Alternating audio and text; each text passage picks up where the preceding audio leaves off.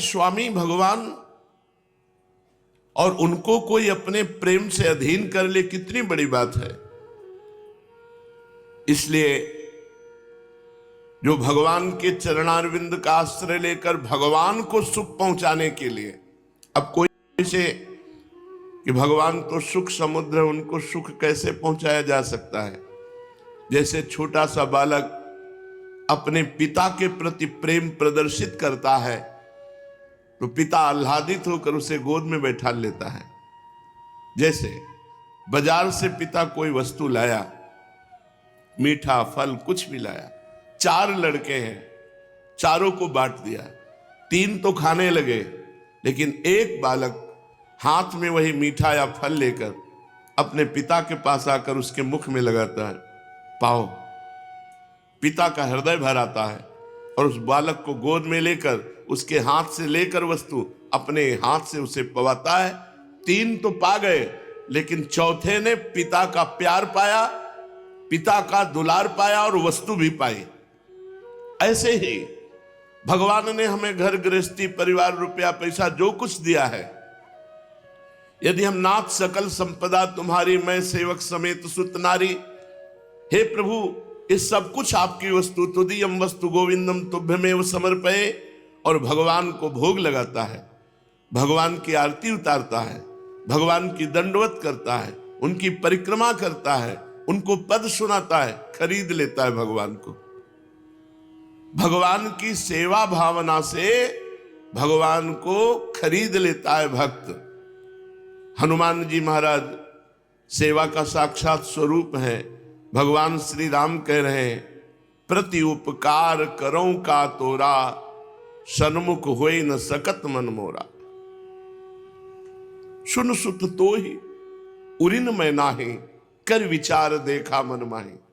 हे तात, मैं तुमसे कभी उरिन नहीं हो सकता। भगवान बोल रहे, गोपीजनों से भगवान कहते हैं, मैं बहुत जन्म लेकर बहुत काल तक तुम्हारी सेवा करूं तो भी हे गोपियों, मैं तुम्हारे ऋण से उऋण नहीं हो सकता। तुम उदारता पूर्वक मुझे उऋण कर दो, तुम्हारी बात है। ऐसे तो हमारे भगवान है। अगर ऐसे भगवान को चाहे दास्य भाव से, चाहे सख्य भाव से, वात्सल्य भाव से, कांता भाव से, सहचरी भाव से, किसी भी भाव से भजा जाए, परमानंद ही परमानंद। जीव दुख में स्वयं फंसा हुआ है, अगर वो भगवान की शरण ले ले तो समस्त सुखों का खजाना भगवान है।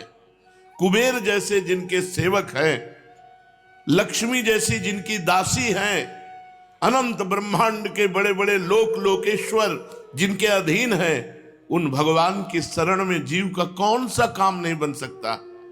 लेकिन झूठ, कपट, छल, हिंसा, व्यभिचार, पापाचरण, इसके द्वारा अपना काम बनाना चाहता है जीव। इसकी दुर्गति है, यही बुद्धि की मलिनता है कि भगवान से विमुख होकर वो अपना काम बनाना चाहता है। तो बना ले, जो काम बनाएगा वो सब बिगड़ जाएगा, क्योंकि तू मरेगा, तेरा सब कुछ मरेगा। ये मृत्यु लोक है, यहां सब कुछ नष्ट होगा। सत्य है तो भगवान, और भगवान का नाम, भगवान का रूप, भगवान की लीला, भगवान का धाम।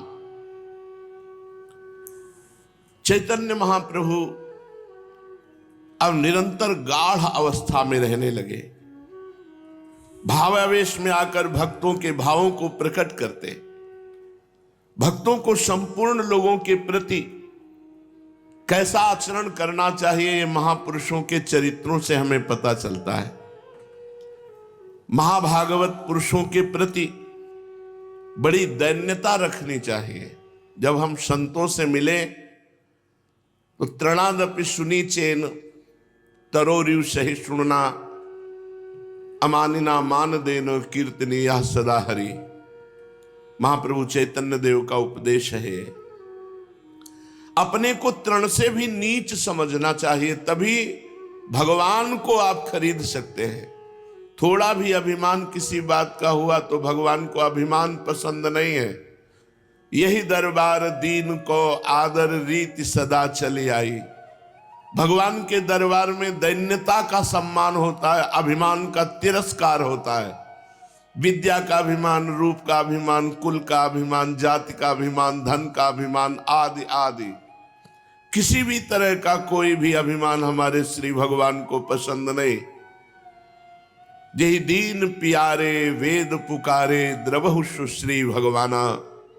जहां दीनता को प्यार किया जाता है ऐसा वेद प्रमाणित करते हैं। उन भगवान के दरबार में तृणादपि सुनीचेन, तृण से भी अपने को नीच समझे। तृण में एक दोष है, उसमें पैर रख दो तो दब जाएगा, पैर हटा दो तो खड़ा हो जाएगा। तुम्हारा अभिमान ऐसा नहीं होना चाहिए कि बलवान के द्वारा रौंदे गए तो दैन्य हो गए और फिर बलवान बन गए। नहीं, सुनेरी मैंने निर्बल के बलराम। अपने में कभी किसी बल का अभिमान ही न हो, भान ही न हो। न विद्या रूप महत्व कुल धन जौवन अभिमान, सठ कंटक देखे जहां रहे न भक्ति निदान। अगर ये 6 दोष हैं तो भक्ति हृदय में जागृत हो ही नहीं सकती। एक संकट निवृत्ति के लिए भगवान की आराधना करता है, एक धन प्राप्ति के लिए भगवान की आराधना करता है, एक भगवान को जानना चाहता है और एक भगवान को प्राप्त हो चुका है। 4 श्रेणियां भगवान ने बताई, अर्थार्थी, आर्त, जिज्ञासु और ज्ञानी। 5 भाव बताए, शांत, दास्य, सख्य, वात्सल्य और गोपी भाव। अखिल कोटि ब्रह्मांड नायक भगवान श्री हरि थोड़ी सी सेवा को बहुत करके मानते हैं। राई के समान सेवा हो जाए तो सुमेरु पर्वत के समान मान लेते हैं। तभी वो अपने श्रीमुख से अर्जुन जी के लिए कहे, क्रीतो हम 4 अर्जुन, अर्जुन ने मुझे खरीद लिया है। भगवान को कोई कैसे खरीद सकता है? भाव के द्वारा। अजित भगवान को कोई जीत ले वो भाव होता है। जब अपने देह सुख की, अपने अंतःकरण सुख की परवाह ना करके हर कष्ट को सहते हुए हम भगवान का भजन ईमानदारी से करते हैं, दिखावा नहीं। आजकल इतना झूठ चल गया है कि समझ में नहीं आता कि आदमी झूठ क्यों बोलता है। कम से कम एक जगह तो झूठ ना बोलो, संत के सामने, गुरु के सामने। झूठ एकदम प्रकाशित होता है। आप झूठ बोलो, आप समझते हो सामने वाला समझ नहीं रहा, और समझे ना समझे, लेकिन जिनके कांटे पे भगवान चढ़े हुए हैं, तुम्हारी चेष्टा केवल बताती कि तुम झूठ बोल रहे हो, तुम्हारा दर्शन बताता है कि तुम झूठे आदमी हो। तो कम से कम संत और सदगुरुदेव एक घर ऐसा रखो जहां झूठ तो ना बोलो। सत्य भाव से चलोगे तो तुम्हारे अंदर भाव आने लगेगा। कुछ दुर्लभ नहीं, हर समस्या का समाधान भगवान है। मंगलमय भगवान के चरणों की तरफ चल के तो देखो। ध्रुव जी अपने पिता की गोद में बैठना चाहते थे, उत्तानपाद की गोद में। सुरुचि को अच्छा नहीं लगा, ये दूसरी रानी है। सुनीत के गर्भ से प्रकट हुए थे ध्रुव जी, और सुरुचि के गर्भ से उत्तम पिता की गोद में तो ध्रुव जी भी बैठना चाहते थे। सुरुचि ने एक चपत लगाई और कहा, यदि इस पद पे बैठना है तो नारायण का भजन करो और मर, और मेरे गर्भ से पैदा हो तब इसका अधिकारी होगा। बहुत ध्यान से सुनना। उन्होंने अपनी मां से कहा, मां, विमाता ने ऐसे वचन बोले। उनका ठीक कहा, महाराज मुझे दासी भी नहीं समझते, रानी की तो बात जाने दो, तो तुम्हें कैसे अधिकार सिंहासन पर मिलेगा? बेटा, भगवान श्री हरि का भजन कर, जो तुझे ऐसा परम पद देंगे कि तेरे बाप दादा को भी नहीं मिला, क्योंकि आगे और पीढ़ी ही नहीं है। उत्तानपाद के पिता महाराज मनु, मनु के पिता भगवान ब्रह्मा, बस खत्म। सीधे भगवान श्री हरि है। बहुत जो बात बताने जा रहे हैं उसे ध्यान से सुनिए। ध्रुव जी मां की आज्ञा प्राप्त करके ज्यों ही नगर के बाहर निकले, मंगल भवन भगवान की तरफ चरण रखने का क्या फल है? सारी समस्याओं का समाधान केवल भगवान की शरणागति से है।